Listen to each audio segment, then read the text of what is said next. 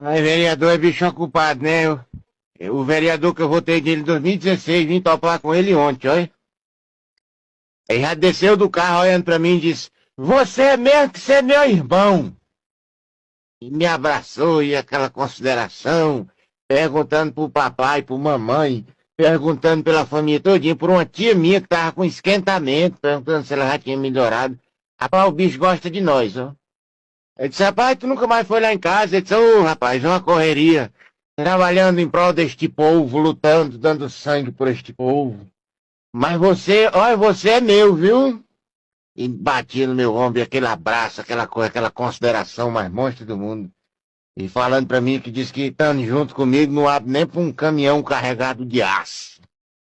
E não abre nem pra um trem carregado de pólvora com doido fumando em cima. Para o bicho tem consideração mesmo pela gente, ó.